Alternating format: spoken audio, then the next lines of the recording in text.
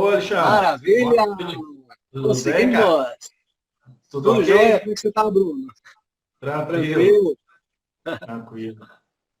E Eu- aí? Então, Bruno chegou na sala, então vamos dar as boas-vindas, formal. Eu queria agradecer a presença de vocês que estão nos dando o privilégio de estar conosco nessa noite, nesse aulão IPOG, sobre fraudes contábeis e presunção tributária. Queremos dar boa-vinda aos nossos amigos professores. O professor Crepaldi também já entrou aí. Bem-vindo, professor. É muita gente entrando, a gente não está dando conta de ler o nome de todo mundo, né? Oi, Rodinei. Mas, oi? O Rodinelli já entrou, legal. Bom, então queremos dar as boas-vindas aos nossos alunos do IPOG, os nossos ex-alunos, os que vão ser alunos, Certo. os nossos colegas da Secretaria de Fazenda, alguns já entraram aqui, eu já vi. Bem-vindos a todos. E os convidados, né? Pessoas que ainda não nos conhecem, foram convidados para participar desse momento aqui. E essa noite a gente tem uma boa pauta para discutir, né? Então eu queria apresentar o professor Bruno, né? O professor Bruno, ele é professor universitário, é professor do time do IPOG, ele trabalhou na implantação, né, do grupo de auditoria contábil da Cefaz Goiás, ele é auditor lá do estado de Goiás, ele coordenou, foi gerente, né, de auditoria contábil durante muitos anos na Cefaz Goiás, e hoje está fazendo um trabalho, né, ele está à disposição da Cefaz do Mato Grosso e está fazendo um trabalho como coordenador, implantando um núcleo de auditoria contábil lá na Cefaz do Mato Grosso, né? Então ele tem toda essa paixão pela auditoria, né? Já trabalhou em auditoria independente também. Então, Bruno, bem-vindo, né, à nossa sala. Né? Muito bom ter você aqui conosco. O Alexandre está sendo generoso. Alexandre, a gente desenvolve um trabalho junto no Grupo Nacional do GT do INCAT, um grupo de trabalho de treinamento de auditores de todo o Brasil, com foco em auditoria físico-contábil. Alexandre também é oriundo de auditoria independente, auditor da Cefaz da Bahia e também professor do IPOG. Eu ministro no IPOG as disciplinas de auditoria contábil e tributo sobre comércio exterior. E o Alexandre ministra análise, né, Alexandre? Análise de balanço e contabilidade tributária. Isso, essas duas disciplinas. Então, nós somos professores do IPOG, né? E aí nos encontramos na coordenação nacional do GT. Alexandre é autor de duas obras, né, 2 livros. Ele só me deu um até agora, de fraudes contábeis. Está me devendo o livro de análise, eu vou ganhar, vai chegar pelo correio, né, Alexandre? Vou ganhar esse livro. É o filho mais velho. Então, É o filho mais velho. o Alexandre é um grande pesquisador do tema acerca de fraudes contábeis, né? Ressaltando que, com relação ao assunto, com foco nas presunções fiscais, pouquíssimos autores no Brasil, pouquíssimos autores. Então, o autor mais atualizado, com foco em legislação fiscal, é o Alexandre. Né? Então, todos os alunos, quando perguntam hoje, eu recomendo e reafirmo aqui o livro do Alexandre. Né? Nós temos outros livros de outros auditores que já escreveram sobre fraudes e auditoria fiscais contábeis, mas são livros que precisam de atualizações. Né? Então, essa é a experiência do Alexandre e a gente se encontrou aí no GT Nacional do INCAT. Alexandre, para a gente começar esse nosso bate-papo, fraudes e presunções fiscais, e eu começo te provocando acerca do assunto fraude. Há décadas, 2 décadas atrás, no Brasil, falar em fraude contábil, estaríamos relacionados aí a grandes escândalos nacionais, escândalos internacionais, porém, nos últimos 5 anos, talvez na última década, isso ficou mais próximo do brasileiro. O brasileiro enxergou isso como um fio do novelo para uma justiça social. E aí, com o advento da escrituração contábil digital, isso tudo ficou mais veloz, ficou mais rápido. E quando a gente entra na sala de aula, né, é uma grande preocupação que eu tenho com os nossos alunos, é que esse tema, ele passa por dentro dos escritórios de contabilidade. A fraude contábil que a gente vê com grandes repercussões nacionais e internacionais, ela tem um modus operandi muito parecido com aquelas praticadas em pequenas empresas. Então, eu gostaria assim, da sua experiência, você como um grande pesquisador do assunto, o que você já viu, o que você poderia colocar para os nossos alunos, nossos colegas professores, com relação à fraude e à responsabilização do contador? Né? O contador como responsável, ato intencional ou não. Fala um pouquinho para a gente sobre isso. Tranquilo. Vamos falar por partes aqui. Né? A questão da fraude, Bruno, ela, como você bem falou, a fraude corporativa, que a gente vê nas contabilidades das grandes corporações, muitas vezes estão associadas a tentativas de esconder a situação econômica e financeira das organizações e assim tentar mascarar o seu estado para poder manter a empresa, que geralmente as empresas trabalham na bolsa, né? Os investidores, não afugentar os investidores. Né? Então tem aquela questão da maquiagem, apresentar bons resultados. Às vezes também é aquela fraude praticada por gestores que querem maximizar o lucro para poder ter boas retiradas. Né? Então tem muita fraude corporativa que é praticada por gestores, né? Por CEO das grandes empresas, mas são fraudes que têm um impacto meramente.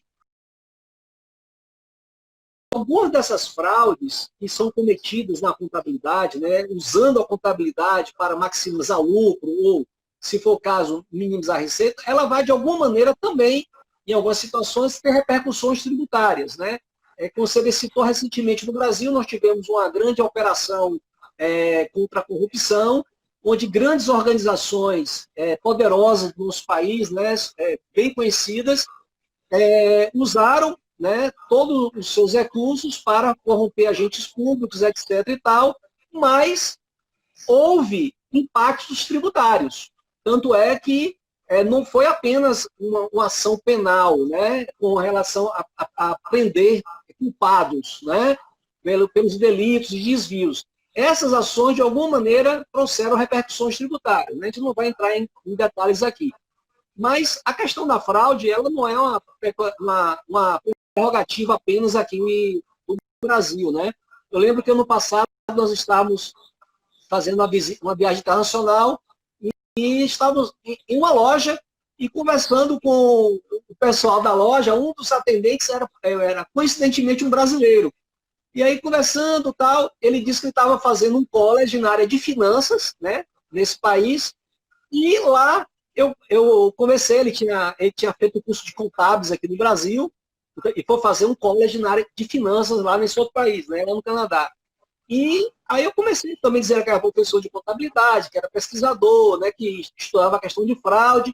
Aí eu falei, eu imagino que aqui não deve ter muita fraude na área tributária, né? Ele disse, não, tem sim, né? A gente vê isso no curso de finanças, né? Então, a fraude contábil, ela está realmente espalhada por todo o mundo. Para você ter uma ideia, Bruno, tem um estudo que vem sendo feito periodicamente pelo Sinprofaz, que é o Sindicato dos Procuradores da Fazenda Nacional, e o último levantamento que eles fizeram foi relativo ao ano de 2018. Os dados de 2019 ainda não foram divulgados. E a estimativa de sonegação no ano de 2018 foi de 524 bilhões de reais. A sonegação de todos os impostos, né? Imposto de renda, IPI, ICMS, ISS e outros tributos e contribuições. Então, o volume, né, de evasão tributária é muito grande, né? Então, dentro dessa parcela, tem muita sonegação na área contábil. Mas o que acontece? Hoje, você trabalha comigo no grupo nacional do ENCAT, as administrações tributárias estaduais estão começando a investir recursos e treinamentos e pessoas. Você mesmo liderou um grupo lá no Goiás, está montando agora esse grupo no Mato Grosso, para fazer auditoria contábil para recuperação do crédito tributário via escrituração contábil, né? Então, isso é uma coisa que há alguns anos atrás era impensável, considerando a dificuldade de se fazer auditoria manuseando os livros de papel, os livros impressos. Então, com o advento do SPED, né, e dentro dele da escrituração contábil, a possibilidade de automatizar o processo de auditoria foi exponenciada. A tecnologia também nos possibilitou acesso a vários aplicativos, né, desenvolvimento de aplicativo de auditoria, né, Receita Federal, alguns estados têm desenvolvido aplicativos. A identificação hoje da fraude contábil é muito mais rápida, né? Então, o que antes não se fazia porque era uma coisa muito braçal, a auditoria que antes se focava nos livros fiscais, agora está focando no livro contábil. Por quê? Porque na contabilidade é onde a gente tem como identificar o dinheiro que está sendo gerado extra fiscal, né? Então, na auditoria fiscal, se houver uma escrituraçãozinha toda perfeita, não deixar nenhuma nota de fora, né? Tudo direitinho, a possibilidade de dar problema é muito difícil, né? O professor Felipe Guerra fala muito da questão, né, dos arquivos, dos batimentos, cruzamentos, na área fiscal, né, a importância da compliance nessa área.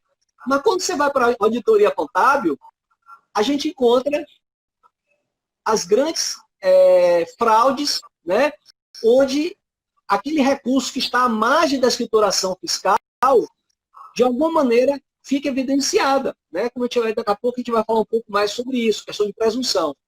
Então, Bruno, isso é um aspecto muito interessante, né? A sonegação existe, ela é grande, né? Nós temos agora o potencial, né, de acesso. Eu separei até um número aqui, deixa eu mostrar para você. Você tem uma ideia, de 2014 a 2019, Bruno, e quem está nos assistindo aí, né? Aí eu queria saudar aqui alguns professores que entraram, né? O professor Maciel, né? O Edmar entrou, o professor Pinheiro de Fortaleza entrou, né? Outros estão subindo aqui. Bem-vindo, pessoal, né? Então, o que acontece? Para você ter ideia, de 2014 a 2019, foram aproximadamente 5 milhões, foram 4 milhões, quase 4 milhões e 800 mil SCDs entregues no Brasil. Ou seja, boa parcela disso ainda não foi auditado, e a gente tem um prazo decadencial. Então, a gente vislumbra agora aí uma alavancagem das administrações tributárias, tanto federal quanto estadual, mergulhando nesses registros contábeis para fazer auditoria, né? Lembrando, a gente não vai em outros ambientes do SPED. Você consegue cruzar com a financeira, você vai conseguir cruzar com a FD, né, com os documentos fiscais.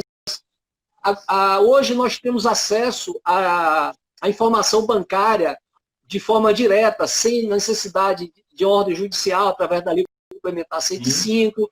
Então, existe todo um instrumental hoje que permite, né, identificar com muita facilidade a fraude contábil, com repercussão tributária, né? Muitas vezes a fraude contábil não tem uma repercussão tributária, mas na maioria das vezes sim, né? E nesse aspecto, outra que você falou, a gente tem a questão da responsabilidade do contador, né?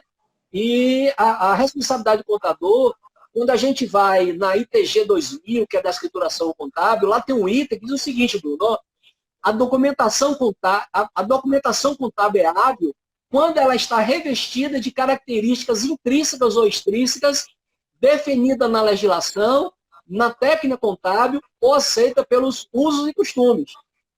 Então, isso está no ITG 2000, a documentação hábil e idônea. E quando a gente vai, né, para o Código de Ética do Contador, é considerado infração grave do contador, o quê? Fornecer informação falsa ou elaborar peças contábeis inidôneas.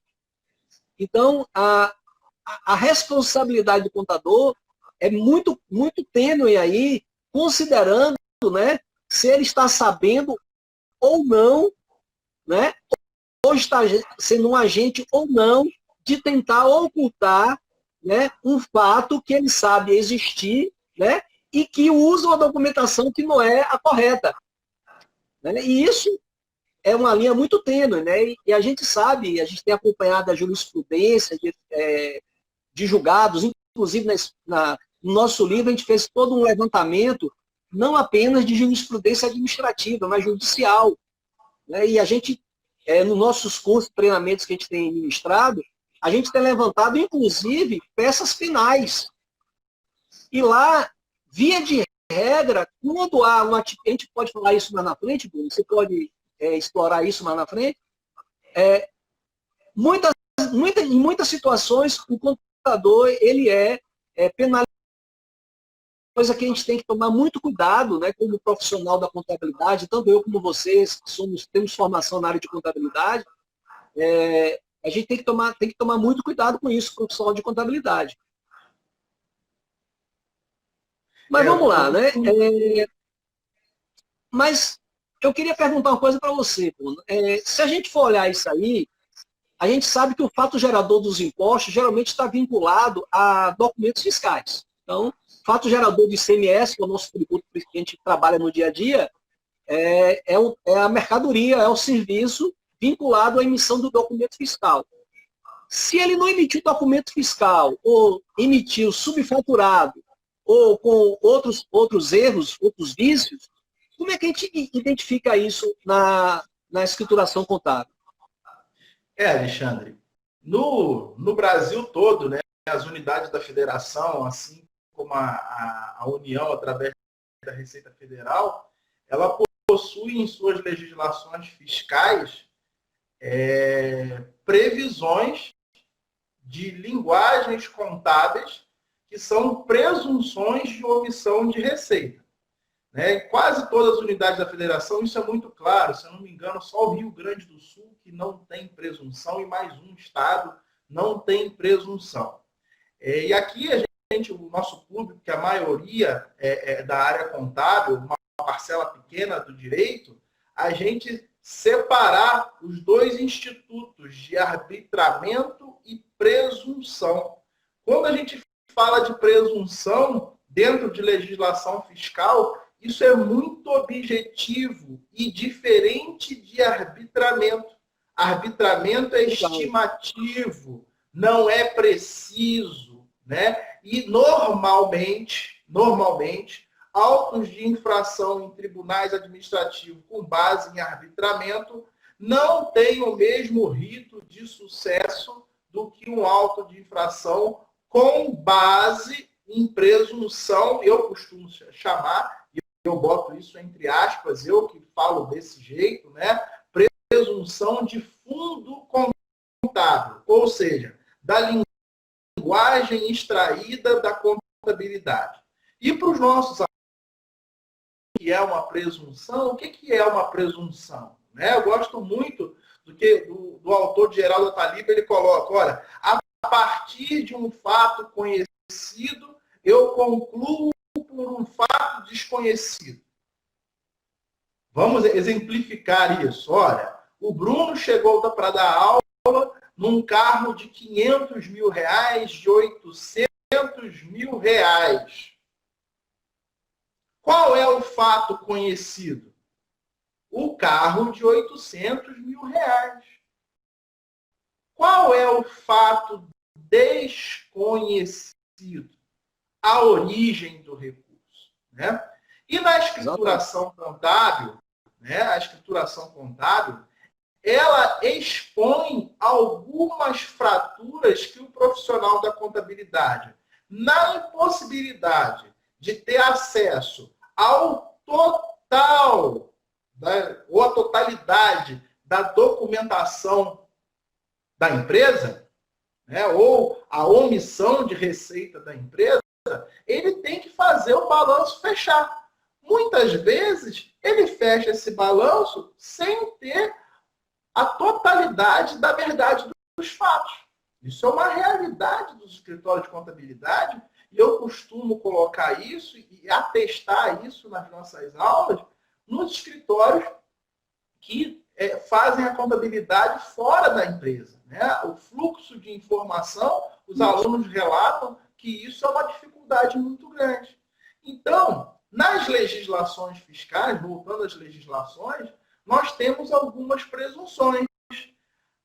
A presunção, por exemplo, que essa, normalmente, quando a gente está ministrando aula, os alunos falam, olha, essa é impossível de acontecer. E nós, como auditores, nós verificamos que isso acontece com certa normalidade. Por exemplo, a presunção de saldo credor na conta que transfere saldo de um dia para o outro, de um mês para o outro, de uma quinzena para outra, jamais poderia ter saldo credor. Então, a legislação fiscal fala o quê? Olha, se a escrita evidenciar saldo credor, presume-se que se tem uma omissão de receita. Né? Uma outra presunção que eu acho bem interessante, poucos estados da unidade da federação têm, gosto de citar Santa Catarina, Maranhão, né? Eles têm. No Brasil, pouco se usa, em outros países já se usa com bastante frequência, é a questão do ativo oculto. Olha, eu tenho um apartamento na praia mais cara do Brasil, e aonde está a origem desse recurso? Quem gosta dessa presunção, quem gosta dessa terminologia, é o autor Ricardo Ferreira, que escreve contabilidade para concursos públicos. Então, ativo oculto, aquele patrimônio, né, aquele ativo que está à margem da contabilidade, que normalmente o contador é o último a saber. O contador é o último a saber. Inclusive, isso é interessante do ativo oculto, né? Como é que pode uma indústria estar operando, produzindo, sem ter ativo fixo registrado na sua contabilidade? Como é que foi adquirido aquele maquinário? Então, a questão do ativo oculto, inclusive, é interessante, né? Eu lembro que quando a gente trabalhava em auditoria independente, um dos trabalhos de auditoria era justamente fazer o quê? Ir às instalações do cliente, né, quem estava fazendo a auditoria, e fazer duas checagens mobilizadas, do contábil para o fixo e do fixo para o contábil. Ou seja, o que está no contábil existe e o que está visível está na contabilidade. Isso também se faz na contabilidade. Eu só queria registrar aqui, né, o professor Eloy entrou, né, esse professor do blog, professor Pedro também, o professor Pedro Eduardo entrou. Entrou também um colega nosso da Auditor da Bahia, Roberto Magalhães, está aí conosco. Eu vou conseguir identificar aqui, né? Mas aí, continua aí, Bruno. Aí, Alexandre, nós temos a presunção do passivo fictício, que é aquele passivo que ele pode ter sido aquele passivo que foi inventado para ter causado algum subterfúgio em alguma outra conta. A presunção de suprimento indevido de caixa, para mim, essa hoje no Brasil é a clássica, que ela é oriunda. Até é fruto da tecnologia de informação, porque os escritórios de contabilidade, eles vêm escriturando o extrato bancário por regime de caixa e o resto da contabilidade todo por regime de competência. Em massa, aquele monte de lançamento, como se todos tivessem a mesma tratativa, a mesma repercussão. Né? Então, eu gosto de fazer com os meus alunos um exercício que é bem interessante. Faça a seguinte reflexão. Pega o comportamento de presunção fiscal de fundo contábil, saldo credor de caixa, passivo fictício, suprimento indevido de caixa, ativo oculto. Verifique o seguinte, toda vez que você incorrer numa presunção dessa, só no campo da tese, não precisa nem trabalhar com números, só na teoria. Qual princípio contábil você feriu? Vocês vão chegar à conclusão que se fere todos os princípios contábeis. Né? Eu tenho um colega de trabalho, o Alexandre, seu xará, que ele fala muito, essência sobre a forma e verdade material no direito é a mesma coisa, tá certinho. Né? Então, essência sobre a forma e verdade material no direito. E caiu nas presunções fiscais de fundo contábil, feriu esse princípio, feriu os princípios da contabilidade. Aí, agora, toda presunção é fraude contábil? Toda presunção é fraude contábil? Aí é uma outra discussão. Eu entendo que não. Eu entendo que não. Eu entendo que não. Né? Por exemplo, Alexandre, toda presunção fiscal de fundo contábil tem repercussão no caixa? Tem muita gente boa afirmando que isso acontece. Discordo. Né? Eu queria a sua opinião disso aí. Aí tem um detalhe, né? A gente não pode confundir os termos, né? Disponibilidade, né? Caixa e banco, são coisas distintas, né? Disponibilidade é um grupo de contas na contabilidade, é um subgrupo do ativo circulante. Então, disponibilidade não é conta. Não existe debita disponibilidade e credita outra coisa. Você debita ou caixa, debita banco e credita outra coisa, ou vice-versa. Então, a gente tem que tomar cuidado, né? Aquela questão do saldo credor de caixa. Eu acho que esse é bem emblemático. A conta caixa está negativa, está com saldo credor, e a empresa está com dinheiro no banco. Né? Então, houve o fato presumido de omissão de receita. Por quê? Porque o caixa ficou negativo. Você não pode compensar, mas a empresa tinha dinheiro no banco. Sim, o dinheiro que está no banco continua no banco. Ele já teve uma origem, ele já foi contabilizado, já foi validado aquele valor, ele é fruto de uma operação já registrada. Maravilha, está lá. Agora, se o caixa estourou, ficou negativo, ele foi creditado além da suficiência do recurso que estava em poder de quem tinha a responsabilidade. Né? Só um parênteses, a Receita Federal fez a operação Tio Patinhas com as pessoas físicas, né? E gente que dizia que tinha 800 mil, 1 milhão de reais em dinheiro. A Receita Federal pediu para a pessoa considerar se realmente existia, né? Por quê? Porque a Receita Federal ia fazer o quê? Pô, você tem 1 milhão, eu quero ver se você tem esse 1 milhão. Pasmem, né? Houve uma enxurrada de retificação de declaração de pessoa física, porque a pessoa não tinha dinheiro. A mesma coisa na empresa. Ou ela está com caixa muito alto, então, ótimo, caixa está alto na empresa, a gente não, né? Ela fez um crédito numa conta de receita, tributou outra, maravilha.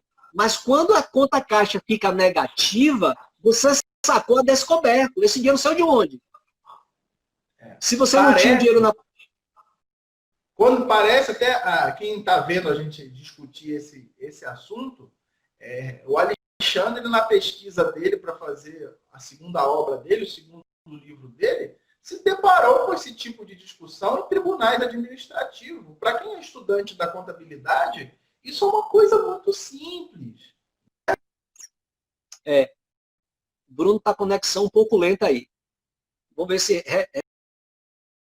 tributárias, inclusive na própria Receita Federal, de separar, inclusive, os roteiros de auditoria, né? Então, você já começa dois trabalhos. O Bruno saiu aí, né? A ligação, a conexão de Bruno caiu. Vamos esperar aí que ele daqui a pouco entra de novo aí. Vamos ver aí. Gente, desculpa, caiu o sinal. Não sei se foi o meu ou foi o seu. Foi o seu que caiu. Mas tranquilo, viu, Bruno? Perdão. Então, a gente já vê um movimento nas administrações tributárias estaduais de já começar a separar as ações de auditoria. Então, já tem roteiro de auditoria para auditoria de caixa e roteiro de auditoria para auditoria de bancos. Então, já começa a desmembrar, porque houve um período aí que o pessoal queria misturar tudo, né? Não tem sentido, porque são naturezas diferentes, né? Inclusive, a gente já conversou isso, né, algumas vezes, sobre a teoria das contas, né? Então, a conta contábil, o plano de contas, não é aquela listinha, né, de contas, a gente vê, né, uma tabela de contas. Não. O plano de contas pressupõe que uma conta ela é definida. Na hora que você cria uma conta na sua contabilidade, você está definindo. Essa conta vai ser debitada nessa situação.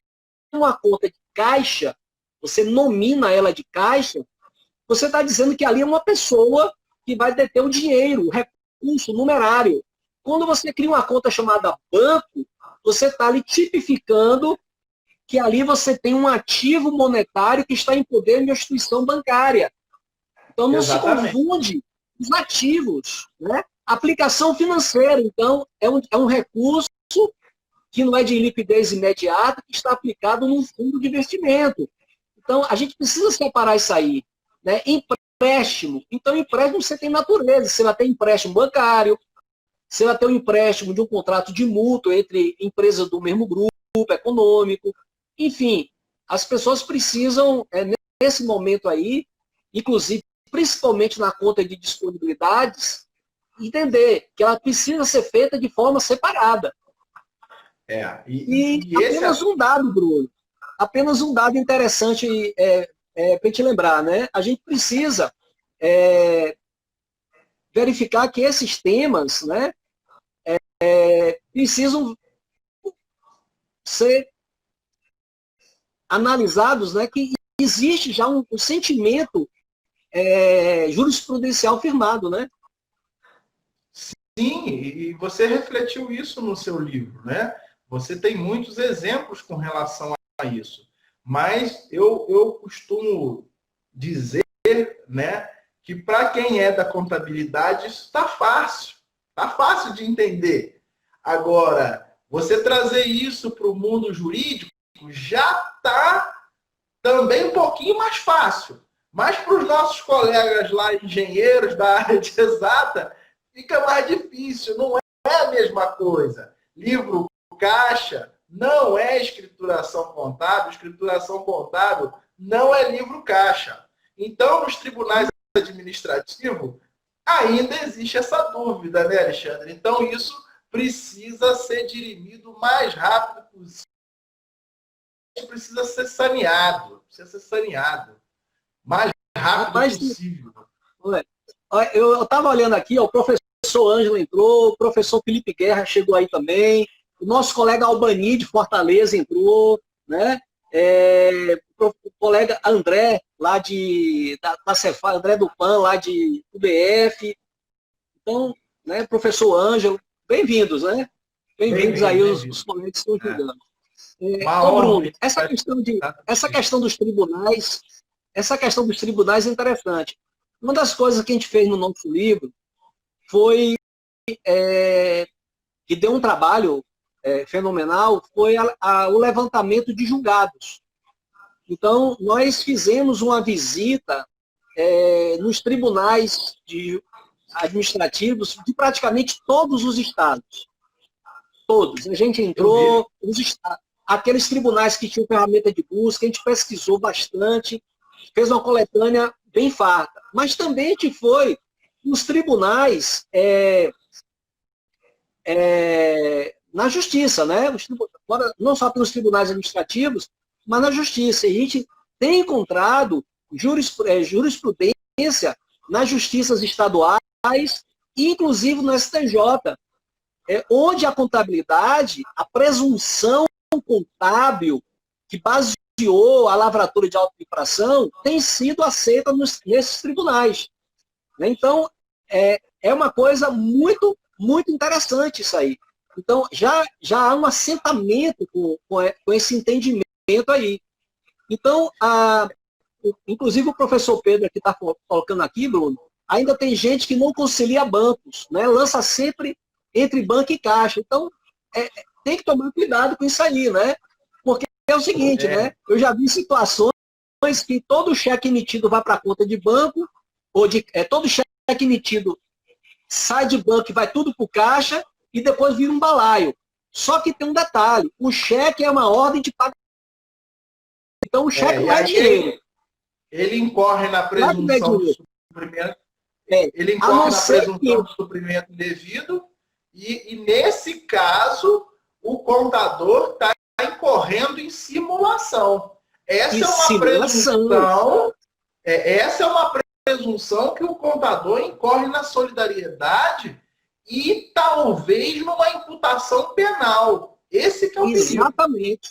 Porque é o seguinte, se aquele cheque for utilizado para pagar um fornecedor específico, um prestador específico, uma pessoa específica, ele não pode estar na conta caixa e em pagamento, e o que acontece muito, Bruno, é que esse cheque que entrou na conta caixa, né, a débito de caixa, ele não sai contabilizado do caixa para fazer o pagamento a que ele se destinou.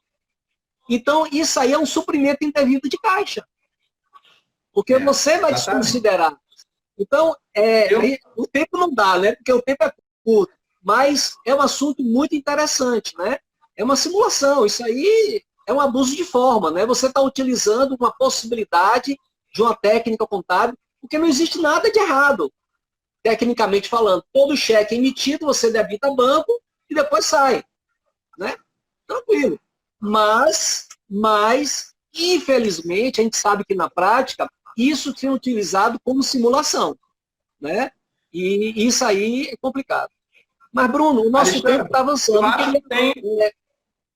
Tem um assunto aqui que eu acho que uma colega aqui perguntou se dá para falar um pouquinho de conflito de presunção antes da gente falar do crime tributário antecedente à lavagem. Você acha que dá tempo? Eu acho que dá. A gente ainda tem uns 10 minutos ainda aí. Uns 10, 15 minutos aproximadamente. Pode falar. Para quem é do direito que está assistindo a gente aqui, tem uma temática muito interessante, que é a temática do conflito de presunções. Por exemplo, numa auditoria, incorreu-se ao mesmo tempo em 3 presunções diferentes. Por exemplo, suprimento indevido, saldo credor de caixa e passivo fictício.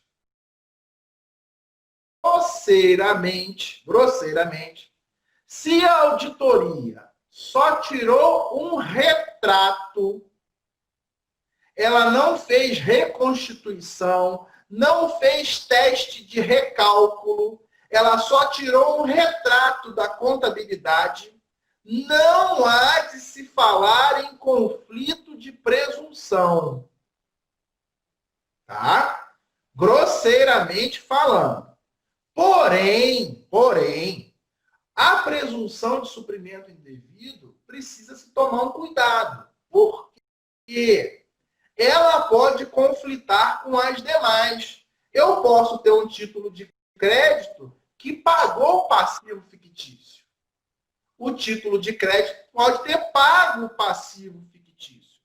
Mas, estou falando aqui, caiu de novo? Caiu para você, Alexandre? Não, eu estou te ouvindo bem aqui. Está tendo um pequeno delay, mas eu estou te ouvindo legal. Tá? Então... Olha, a colega Sônia, deve ser Sônia lá de Goiás, né? O Alexandre entrou aí. Sim. Então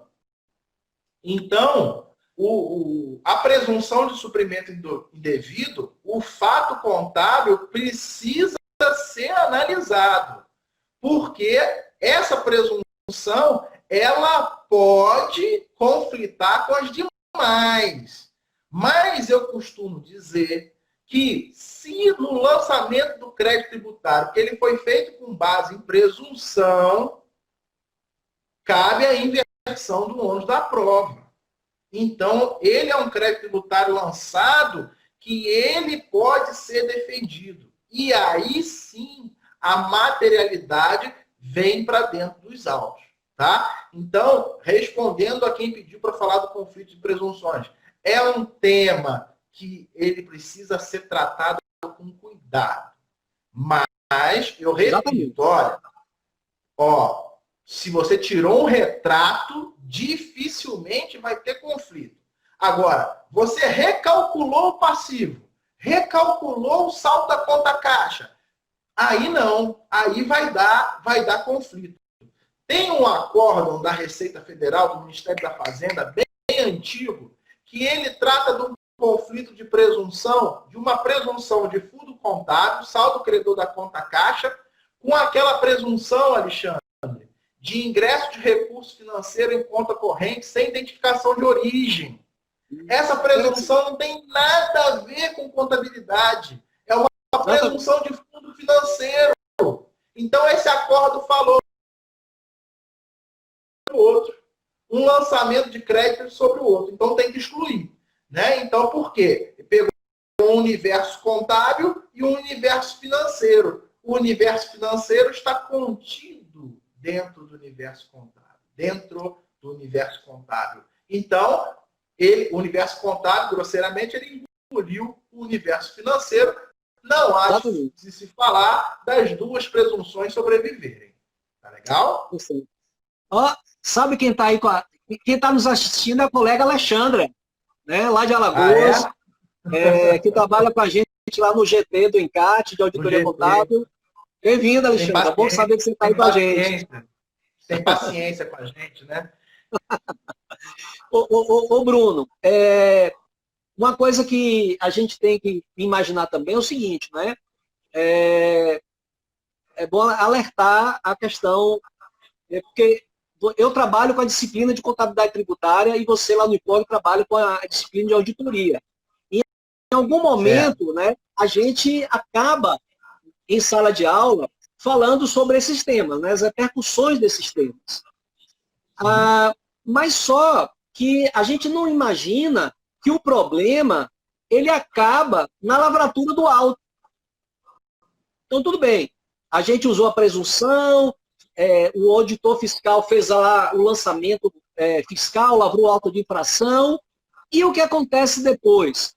Esse auto de infração, ele é um crime, né? É um crime tributário, é um crime contra a ordem tributária.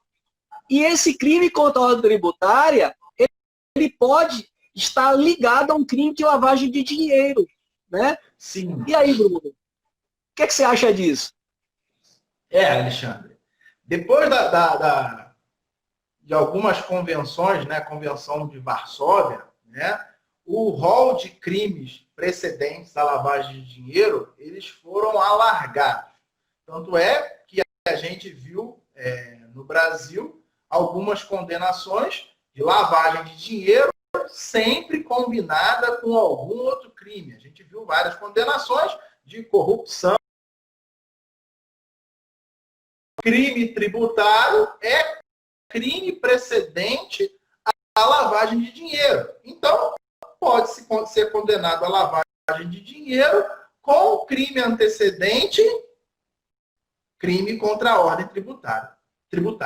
E o que me preocupa mais os meus alunos? Por exemplo, um lançamento de suprimento indevido que respalda um lançamento de crédito tributário, ou seja, um auto de infração com presunção de omissão de receita, o contador deve estar indo como solidário no auto de infração tributária. Tá certo? E aí, será que ele também incorreu na prática de lavagem? Ele ficou mais rico com essa prática? E aí tem um outro crime, né? Eu não sou especialista em penal, não tenho formação em direito, é só o nosso dia a dia, né? O nosso trato com profissionais dessa área, né? Tem um outro crime, olha, 4 ou mais pessoas com subordinação, mesmo com informal, almejando vantagem de qualquer natureza, que crime é esse? Deu uma cortada aqui, você pode... Deu uma cortada aqui. O crime de organização criminosa, né? Ah, sim. Né? Então, o crime de lavagem de dinheiro precisa de um crime antecedente. Então, os profissionais da contabilidade, aquela prática antiga, como o professor Pedro entrou aqui e colocou, olha, todo mundo joga para o caixa, tudo que sai do extrato bancário joga para o caixa. Nos dias de hoje, com a ECD, você pode estar sendo inserido num processo penal por conta dessa prática. Lógico que o rito é longo, vai ter uma representação no Ministério Público, vai ter um inquérito policial, lógico que isso demora um pouco. Ô Bruno, só um detalhe aí, né? Vale lembrar que as administrações tributárias dos estados hoje, na sua ampla maioria, elas têm na sua estrutura, né, a questão do CIRA, né, que é o Comitê Interinstitucional de Recuperação de Ativo. Inclusive, no nosso livro de fraude, né, a gente escreveu em coautoria com um promotor de justiça do nosso estado, que é líder de um grupo, né, regional do CIRA. Então, você tem Ministério Público, você tem Polícia Civil, né, você tem a Secretaria de Fazenda, você tem um conjunto de órgãos que são acionados, autorias que demandam uma ação judicial, né, de busca e apreensão, e etc. E tal. Isso eu já estou falando de casos mais extremos.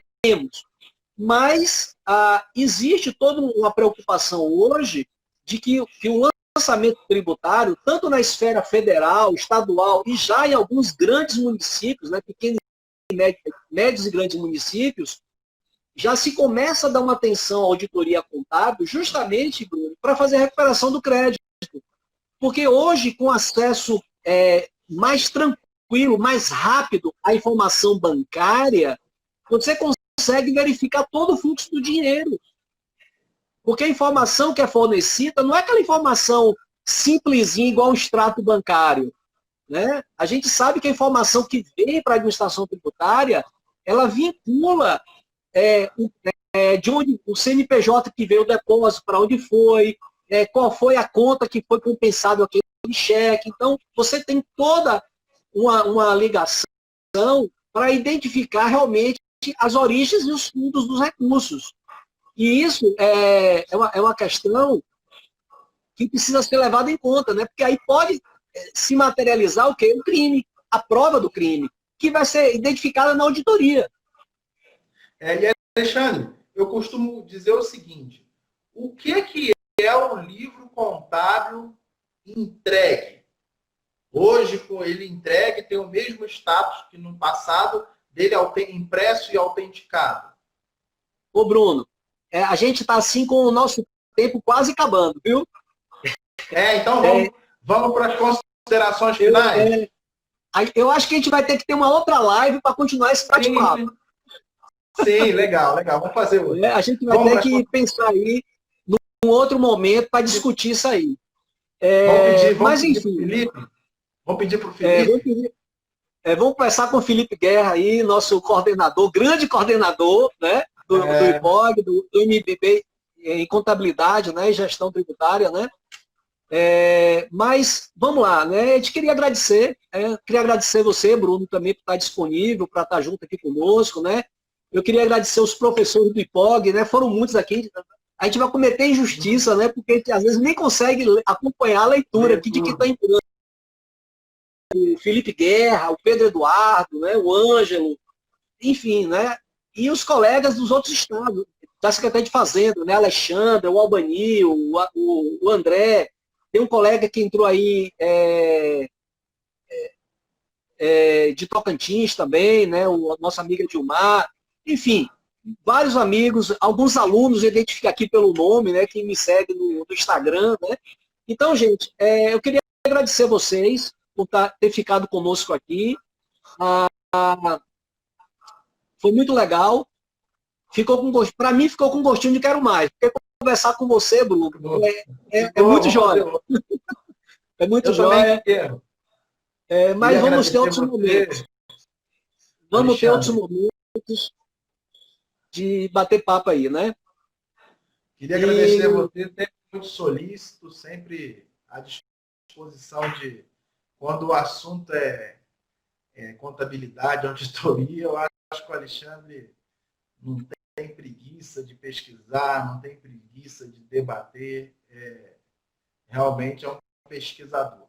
Né? Eu queria te agradecer por essa oportunidade, agradecer o Felipe, todos os professores, colegas de profissão, os amigos, todo mundo que entrou aqui. E esse é um momento de pandemia, um momento muito difícil, né, Alexandre? Que o país todo está passando, o mundo está passando, e a gente vê um movimento de superação entre os profissionais. A gente faz isso por amor, faz isso porque a gente quer um mundo melhor. E fazer uma live dessa é tentar a gente botar para fora aquilo que está sufocado, que a gente não está conseguindo produzir no dia a dia. Então, eu queria agradecer. E tá sem. A gente produz no home office, trabalhando e tudo, mas essa interação é importante. O ser humano não consegue se desenvolver sem essa interação. Né? E lembrando... Sim, diga. Pode falar, pode falar. Por exemplo, hoje a gente tem um grupo de auditores, né, que a gente se reúne virtualmente, e hoje eu não dei nem conta. Né? Hoje o tema lá pipocou os dois assuntos lá. Amanhã eu vou ver se eu entro no debate lá. Né? Então a gente está trabalhando. Né? A gente está em quarentena, mas está trabalhando. Os escritórios de contabilidade também a todo vapor, né? Pessoal produzindo, os professores do IPOG, todo mundo produzindo, live e tudo. E eu não sei se você ia falar isso, mas a gente queria convidar quem está nos ouvindo, né, curtir a página aí de contabilidade do IPOG, seguir, que aí você fica atualizado de todas as outras lives. Né? A gente teve live ontem, teve hoje, vai ter amanhã, e tem uma programação extensa de live. Né? O time de professores do IPOG é muito, muito nota 10. É tudo gente de mercado, pessoal de consultoria, advogados, contadores. Então, todo mundo que está no dia a dia da prática. Né? Assim como eu e você está no dia a dia da auditoria. Então, a gente traz para a sala de aula a nossa vivência. Né? E você é nosso convidado para quem ainda não é o aluno do MBA, né? Está participar, para a gente se encontrar pessoalmente também.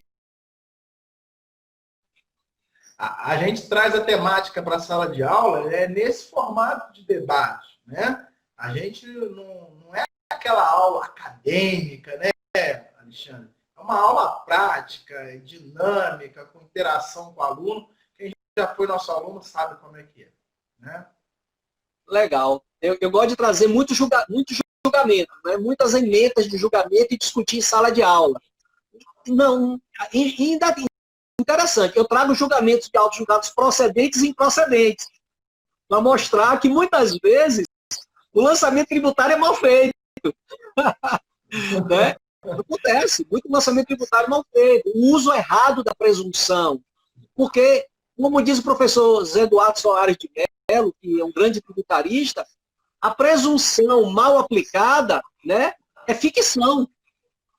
Verdade, É ficção. Verdade, Né? verdade. Então, a presunção ela tem uma base a partir de um fato ponível, né, que você consegue mensurar e projeta um fato desconhecido. Mas não é uma ficção.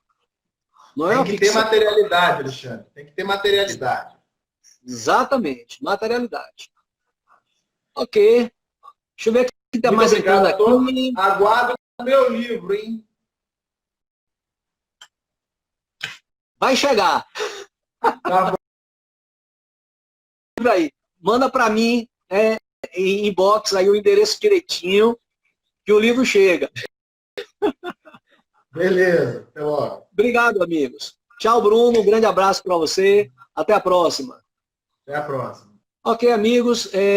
Obrigado por você ter ficado aqui com a gente, né, até esse momento. E dentro em breve você vai ser convidado para outras lives do MBA de Contabilidade do IPOG. Nos siga aí no seu Instagram, nos marque aí, tanto eu como o Bruno, E em breve você vai ter excelentes lives, né, nas mais variadas áreas da contabilidade, auditoria digital, PIS, COFINS, imposto de renda, planejamento tributário, é uma coisa maravilhosa. O time de professores